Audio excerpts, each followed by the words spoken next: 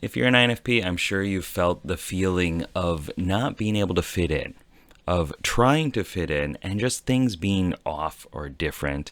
Maybe people call you weird.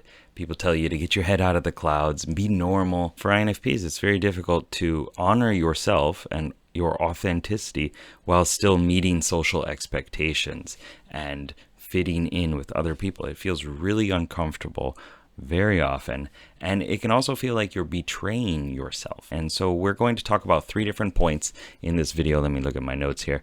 Authenticity as a double-edged sword, social adaptation not being betrayal, but actually something that's really important for you to do, and celebrating the creative payoff of being different. Hey, I'm Matt Sherman. I'm an INFP coach, hypnotist, and I work with a lot of INFPs, and I talk to INFPs all day. And this comes up very often. So first up, authenticity as a double-edged sword. So no matter what, as an INFP, you're going to want to do what feels right to you, what is aligned with your identity. As an introverted feeling dominant, the IFP aspect of your personality type, what I call the soul is always checking in and sifting through what is really true to you, what is important to you, what feels right to you. And most people just kind of brush that stuff off, or they don't give it as much time and energy and consideration as we do. It's not saying other people don't have morals or values. It's just that we really pay attention to it. And when we do something that brushes up against that in the wrong way, it feels horrible and we feel like we've betrayed ourselves. But that depth also means that it's an important skill to have and something that you bring to the world. It's a gift that you have. And I know it might not always feel like that. And it's also one of the core reasons why any social rejection feels really painful, because we feel like we are being rejected at the identity level, as opposed to our approach was being rejected, or the thing that we said was not a good fit, which probably happens a lot. I've been through it so many times where I'm like, why did I say that? Oh, that was weird. But it feels like it's a stab against us and our identity, and we are flawed, we are bad. And that's not necessarily true, right? It's just how we approach the thing. And also, introverted feeling goes to this level of depth that is really difficult to communicate. There's no wording for how you are feeling and why you did the thing that you did, and all your intentions aligned and mixed together like a cocktail. It's just like, oh, it just feels like this. It just feels right or feels wrong. And it's extremely difficult to convey that, especially in a social situation where they're just looking for social, superficial level interactions.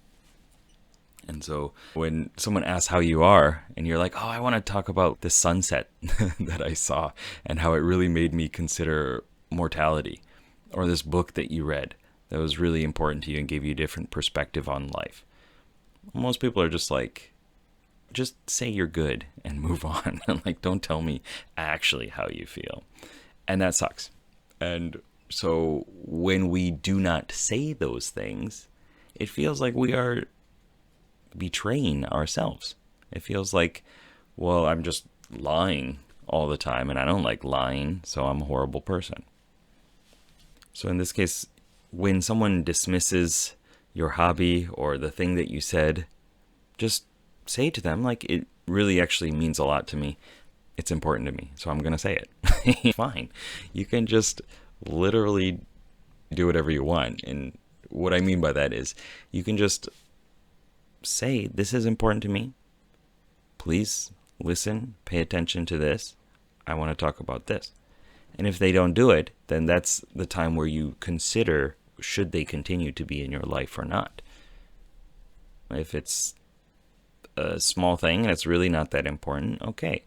But if it really is truly important to you and people are not taking it as important, then maybe there are other people in the world that would be a better fit for you. And on that note, once you understand your introverted feeling it's also important to understand that social adaptation isn't betrayal.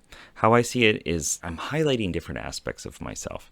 So I spent a long time in the dating game and meeting a bunch of people, and I went through all this fluff conversation. And at work, I was a bartender, and people would come to drink with me. And I would have to do this song and dance all the time. And I didn't really like it, okay? But I did learn that in that moment, in that environment, I can highlight different aspects of myself. I can be a little bit more like spunky and a bit sillier in certain situations. Or if this person wants to talk about this topic, I can be into that. I can find that within me. I can find some sort of curiosity about mathematics, if that's what the person wants to talk about at the bar, which they probably don't.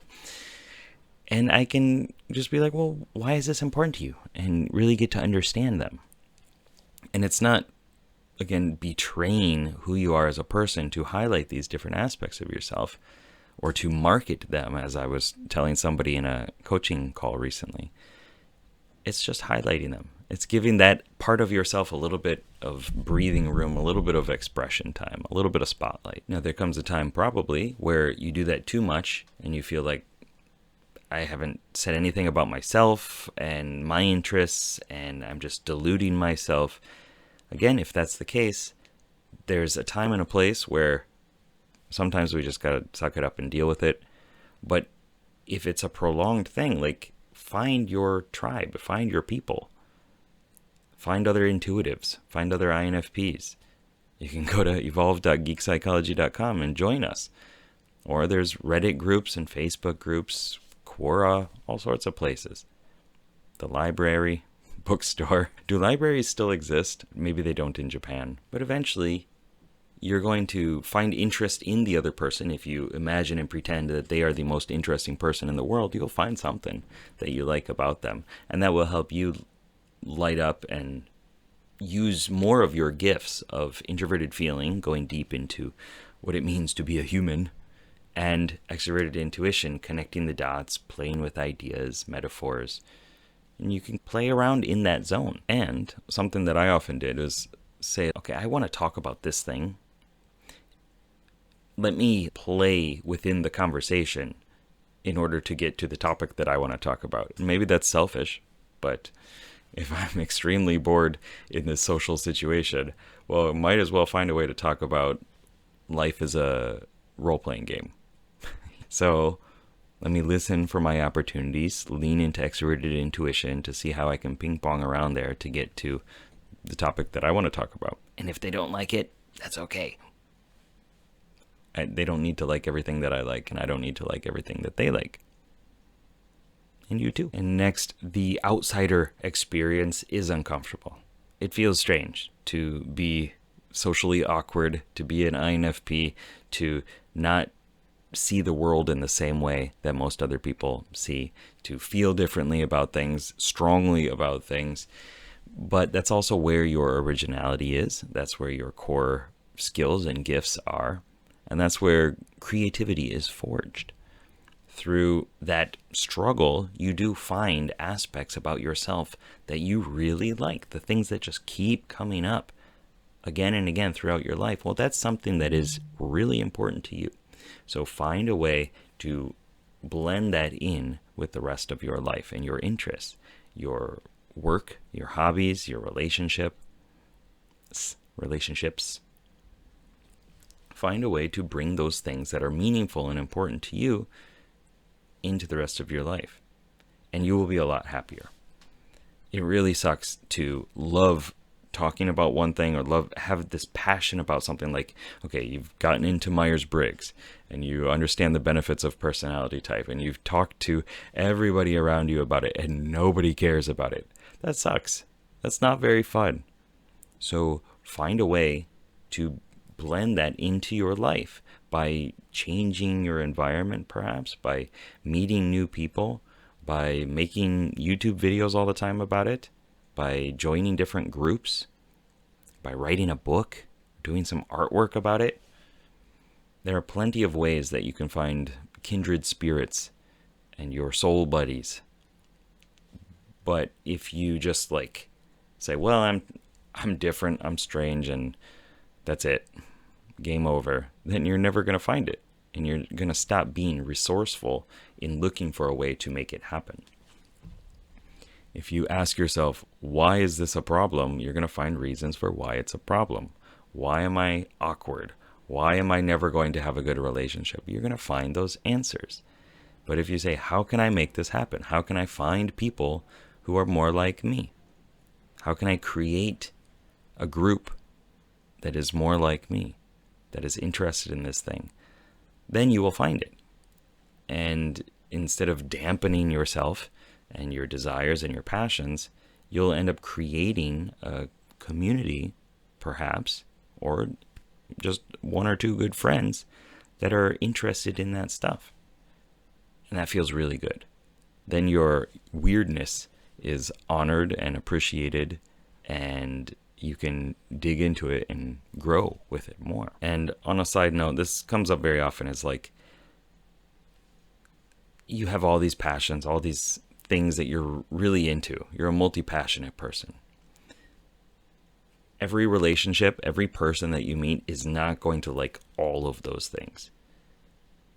And I've learned that it's okay to compartmentalize friends and say, this one friend, we can talk about hip hop music from the 90s and wine. And another friend will talk about games.